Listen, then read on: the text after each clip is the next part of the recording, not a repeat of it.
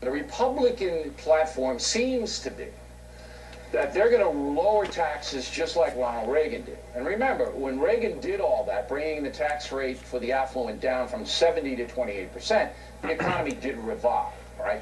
So Romney's going to mirror the ghost of Ronald Reagan. That's their policy. Bob McDonnell is a Reaganite conservative. With a Romney Ryan ticket, it's like Reagan again. Since Governor Romney added Congressman Paul Ryan to the presidential ticket on Saturday, we have heard a growing number of comparisons between Mr. Ryan and former President Ronald Reagan. Is Mitt Romney channeling Ronald Reagan? You know, I think Mitt Romney today is as good as Ronald Reagan was at this exact same time. I look at people like Eric Cantor, who is the deputy whip in the House, and Paul Ryan, who is the ranking member of the Budget Committee.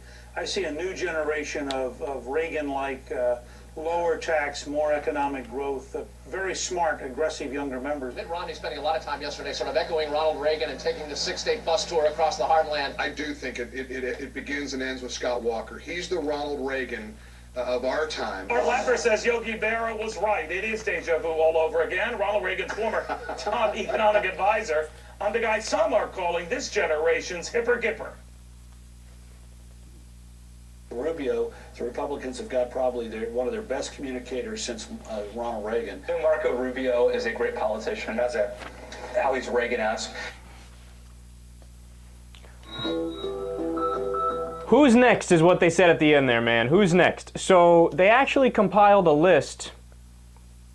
Mitt Romney, Paul Ryan, Chris Christie, Sarah Palin, Scott Walker, Bob McDonnell, Bobby Jindal, all people who the Republicans have latched on and said, the next Ronald Reagan, here it is, right here, everybody. Everybody clap. Ronald Reagan, everybody, Ronald Reagan.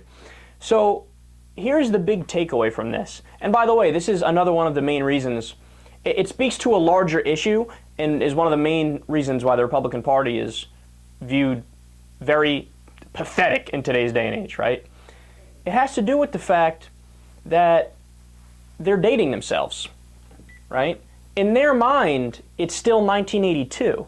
In their mind, they yearn for 1982, and they just project that onto everybody else and assume that everybody else is also yearning for the year 1982.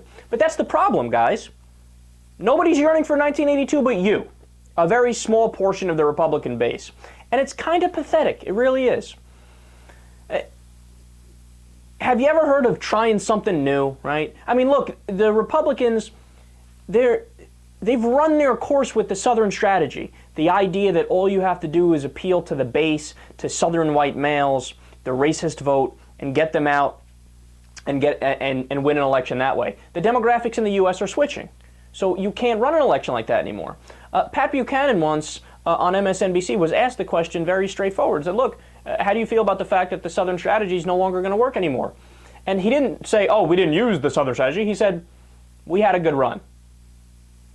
But that's the problem with the Republican Party, is that there are still so many people, all of those political pundits that were in that clip included, so Neil Cavuto, Bill O'Reilly, all the way down the line, these are guys who still think, look, no, if we just make our case well enough to have another Ronald Reagan type in office, we'll win an election. But no.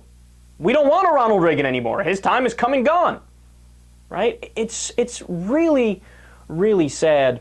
And look at the caliber of person that they've tried to attribute to Reagan. Now look, again, I'm no fan of Reagan, and I could give you a billion reasons why he wasn't a good president. But trying to compare Sarah Palin to Ronald Reagan, I mean, that's borderline criminal. And then Marco Rubio, I mean, Rubio is the definition of an empty suit.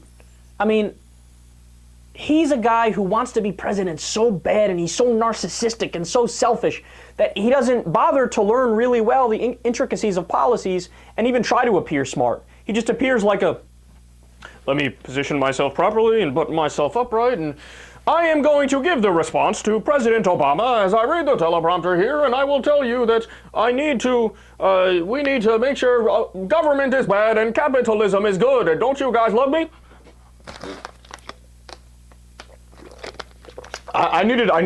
Government is still bad after I had my sip of water.